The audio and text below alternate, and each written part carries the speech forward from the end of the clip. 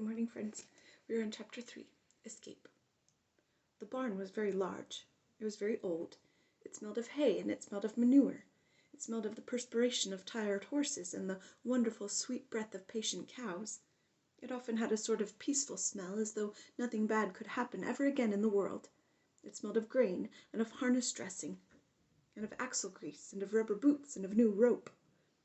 And whenever the cat was given a fish head to eat, the barn would smell of fish, but mostly it smelled of hay. But there was always hay in the great loft up overhead, and there was always hay being pitched down to the cows and the horses and the sheep. The barn was pleasantly warm in winter, when the animals spent most of their time indoors, and it was pleasantly cool in summer, when the big doors stood wide open to the breeze. The barn had stalls on the main floor for the work horses, tie-ups on the main floor for the cows, a sheepfold down below for the sheep, a pig pen down below for Wilbur, and it was full of all sorts of things that you find in barns: ladders, grindstones, pitchforks, monkey wrenches, scythes, lawn-mowers, snow shovels, axe handles, milk pails, water buckets, empty grain sacks, and rusty rat traps. It was the kind of barn that swallows like to build their nests in. It was the kind of barn that children like to play in, and the whole thing was owned by Fern's uncle, Mr. Homer L. Zuckerman.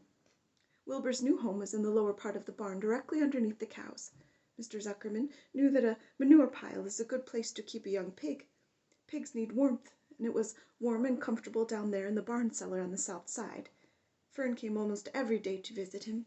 She found an old milking stool that had been discarded, and she placed the stool in the sheepfold next to Wilbur's pen. Here she sat quietly during the long afternoons, thinking and listening and watching Wilbur. The sheep soon got to know her and trust her. So did the geese, who lived with the sheep. All the animals trusted her. She was so quiet and friendly. Mr. Zuckerman did not allow her to take Wilbur out, but he did allow her to get into the pig pen. But he told Fern that she could sit on the stool and watch Wilbur as long as she wanted to. It made her happy just to be near the pig, and it made Wilbur happy to know she was sitting there right outside his pen. But he never had any fun, no walks, no rides, no swims. One afternoon in June, when Wilbur was almost 2 months old, he wandered out into a small yard outside the barn. Fern had not arrived for her usual visit. Wilbur stood in the sun, feeling lonely and bored. There's never anything to do around here, he thought. He walked slowly to his food trough and sniffed to see if anything had been overlooked at lunch. He found a small strip of potato skin and ate it. His back itched, so he leaned against the fence and rubbed against the boards. When he tired of this, he walked indoors, climbed to the top of the manure pile, and sat down. He didn't feel like going to sleep. He didn't feel like digging. He was tired of standing still, tired of lying down. "I'm less than 2 months old, and I'm tired of living," he said. He walked out to the yard again. "When I'm out here," he said, "there's no place to go but in. When I'm indoors, there's no place to go but out in the yard." "That's where you're wrong, my friend," said a voice. Wilbur looked through the fence and saw the goose standing there. "You don't have to stay in that dirty little yard," said the goose, who talked rather fast. "One of the boards is loose. Push on it, push on it, and come on out." "What?" said Wilbur. "Say it slower." At the risk of repeating myself," said the goose. "I suggest that you come on out. It's wonderful out here." "Did you say a board was loose?" "That I did," said the goose. Wilbur walked up to the fence and saw that the goose was right. One board was loose. He put his head down, shut his eyes, and pushed. The board gave way. In a minute he had squeezed through the fence and was standing in the long grass outside his yard. The goose chuckled. "How does it feel to be free?" she asked. "I like it," said Wilbur. "That is, I guess I like it." Actually, Wilbur felt queer to be outside his fence, with nothing between him and the big world. "Where do you think I'd better go?" Anywhere you like," said the goose. "Go down through the orchard, root up the sod, go down through the garden, dig up the radishes, root up everything, eat grass, look for corn, look for oats, run all over, skip and dance and jump and prance. Go down through the orchard and stroll in the woods. The world is a wonderful place when you're young." "I can see that," replied Wilbur. He gave a jump in the air, twirled, ran a few steps, stopped, looked all around, sniffed the smells of afternoon, and then set off walking down through the orchard. Pausing in the shade of an apple tree, he put his strong snout into the ground and began pushing, digging, and rooting.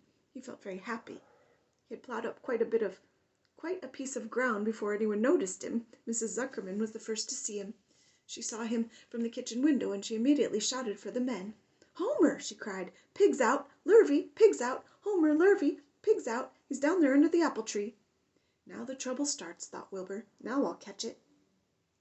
The goose heard the racket too, and she too started hollering. "Run, run, run, downhill! Make for the woods, the woods!" she shouted to Wilbur. "They'll never, never, never catch you in the woods."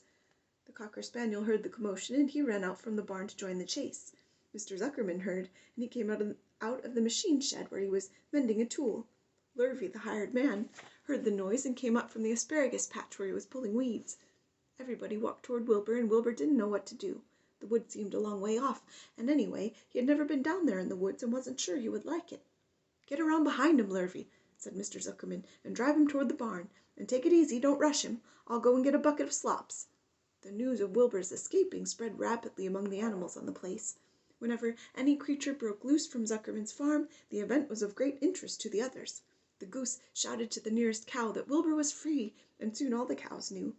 Then one of the cows told one of the sheep, and soon all the sheep knew. The lambs learned about it from their mothers. The horses in their stalls in the barn pricked up their ears when they heard the goose hollering, and soon the horses had caught on to what was happening. "Wilbur's out," they said. Every animal stirred and lifted its head and became excited to know that one of his friends had got free and was no longer penned up or tied fast. Wilbur didn't know what to do or which way to run. It seemed as though everybody was after him. "If this is what it's like to be free," he thought, "I believe I'd rather be penned up in my own yard." The cocker spaniel was sneaking up on him from one side. Lurvy, the hired man, was sneaking up on him from the other side. Mrs. Zuckerman stood ready to head him off if he started for the garden, and now Mr. Zuckerman was coming down toward him carrying a pail. "This is really awful," thought Wilbur. "Why doesn't Fern come?" He began to cry. The goose took command and began to give orders. "Don't just stand there, Wilbur. Dodge about," cried the goose. "Skip around, run toward me, slip in and out, in and out, in and out. Make for the woods, twist and turn." The cocker spaniel sprang for Wilbur's hind leg. Wilbur jumped and ran. Lurvy reached out and grabbed. Mrs. Zuckerman screamed at Lurvy. The goose cheered for Wilbur. Wilbur dodged between Lurvy's legs. Lurvy missed Wilbur and grabbed the spaniel instead. Nicely done," cried the goose. Try it again." "Run downhill," suggested the cows. "Run toward me," yelled the gander. "Run uphill," cried the sheep. "Turn and twist," honked the goose. "Jump and dance," said the rooster. "Look out for Lurvy," called the cows. "Look out for Zuckerman," called the gander. "Watch out for the dog," cried the sheep. Listen to me," screamed the goose. Poor Wilbur was dazed and frightened by all this hullabaloo. He didn't like being the center of all this fuss. He tried to follow the instructions his friends were giving him, but he couldn't run downhill and uphill at the same time, and he couldn't turn and twist when he was jumping and dancing. And he was crying so hard he could barely see anything that was happening. After all, Wilbur was a very young pig, not much more than a baby, really. He wished Fern were there to take him in her arms and comfort him. When he looked up and saw Mr. Zuckerman standing quite close to him, holding a pail of warm slops, he felt relieved. He lifted his nose and sniffed. The smell was delicious. Warm milk, potato skins, wheat middlings, Kellogg's cornflakes, and a popover left from Mr. Zuckerman's breakfast. "Come, pig," said Mr. Zuckerman, tapping the pail. "Come, pig." Wilbur took a step toward the pail. "No, no, no," said the goose. "It's the old pail trick, Wilbur. Don't fall for it. Don't fall for it. He's trying to lure you back into captivity-ivity. He's appealing to your stomach." Wilbur didn't care. The food smelled appetizing. He took another step toward the pail. "Pig, pig," said Mr. Zuckerman in a kind voice, and began walking slowly toward the barnyard, looking all about him innocently as if he didn't know what a little white pig was following along behind him. "You'll be sorry, sorry, sorry," called the goose. Wilbur didn't care. He kept walking toward the pail of slops. "You'll miss your freedom," honked the goose. "An hour of freedom is worth a barrel of slops." Wilbur didn't care. When Mr. Zuckerman reached the pig pen, he climbed over the fence and poured the slops into the trough. Then he pulled the loose board away from the fence so that there was a wide hole for Wilbur to walk through. "Reconsider, reconsider," cried the goose. Wilbur paid no attention. He stepped through the fence into his yard. He walked to the trough and took a long drink of slops, sucking on the milk hungrily and chewing the popover. It was good to be home again. While Wilbur ate, Lurvy fetched a hammer and some 8-penny nails and nailed the board in place. Then he and Mr. Zuckerman leaned lazily on the fence, and Mr. Zuckerman scratched Wilbur's back with a stick. "He's quite a pig," said Lurvy. "Yes, he'll make a good pig," said Mr. Zuckerman. Wilbur heard the words of praise. He felt the warm milk inside his stomach. He felt the pleasant rubbing of the stick along his itchy back. He felt peaceful and happy and sleepy. This had been a tiring afternoon. It was still only about 4 o'clock, but Wilbur was ready for bed. I'm really too young to go out into the world alone, he thought as he lay down. Have a good day, friends.